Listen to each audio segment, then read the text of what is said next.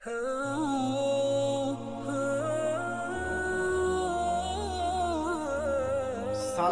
Media, আমাদের সঙ্গেই থাকুন। তিন প্রকার বিচারক। আসসালামু আলাইকুম ওয়া রাহমাতুল্লাহি ওয়া বারাকাতুহু। আলহামদুলিল্লাহ ওয়াসসালাতু ওয়াসসালামু আলা রাসূলিল্লাহ ওয়া আলা আলিহি ওয়া সাহবিহি ওয়া মান আম্মা বাদ। বুরাইদা রাদিয়াল্লাহু আনহু থেকে বর্ণিত, আল্লাহর নবী আলাইহিস সালাতু ওয়াসসালাম বলেন, বিচারক তিন প্রকার, দুই প্রকার জাহান্নামী, এক প্রকার জান্নাতি। জান্নাতি বিচারক যে সত্যকে জানলো এবং সে অনুযায়ী বিচার ফয়সালা করলো, আর এই বিচারক হবে জান্নাতি বিচারক।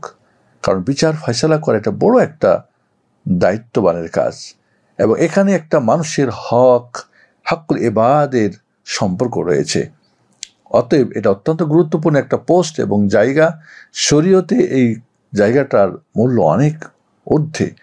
অতএব সত্যকে জেনে সেই মোতাবেক ফয়সালা করলে তার জন্য আল্লাহ জান্নাত দান করবেন। দ্বিতীয় প্রকার বিচারক যে সত্যকে জানলো, জানার পর সে তার বিপরীত বিচার ফয়সালা করলো, জুলুম করলো, ঘুষ খেয়ে, চাপে পড়ে, স্বার্থে, নিজের পরিচিত আত্মীয় স্বজন, যে কোনো কারণ হতে পারে, তাহলে সত্যকে জানার পরে যে এর বিপরীত বিচার ফয়সালা করে, জুলুম করে, হক নষ্ট করে, মহান রব্বুল আলামিন তাকে জান্নাতে না দিয়ে তাকে জাহান্নামে তাকে জায়গা করে দিবেন। আল্লাহ নবী বলেন, ফাহুয়া ফিন্নার, এই বিচারক তার ঠিকানা হবে জাহান্নাম। তৃতীয় প্রকার বিচারক যে সত্যটাকে জানলো না, জানার চেষ্টাও করলো না, তার খামখেয়ালি যা মনে চাইল তাই বিচার করে দিল, সেও জাহান্নামী। এমন করতে গিয়ে দেখা যাবে যে কখনো হয়তো তার বিচার ঠিকই হবে, আবার কখনো হয়তো ভুল হবে, কিন্তু সে সত্যকে জানার চেষ্টা করলো না। এই জন্য তার শাস্তি হচ্ছে দুই অবস্থায় তার জাহান্নাম সে হবে।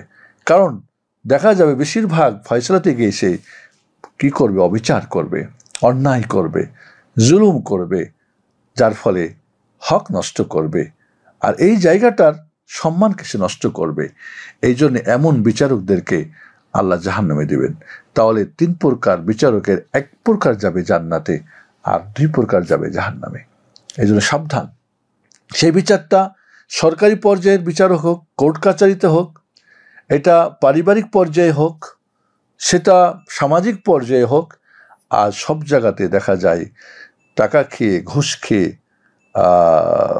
নিজের আত্মীয় বা নিজের পরিবার বা নিজের কোনো স্বার্থ, যার ফলে সব জায়গাতে আজ বিচার, অন্যায়, অবিচার চলতেছে, আর এরা জাহান্নামের পথে এগিয়ে যাচ্ছে।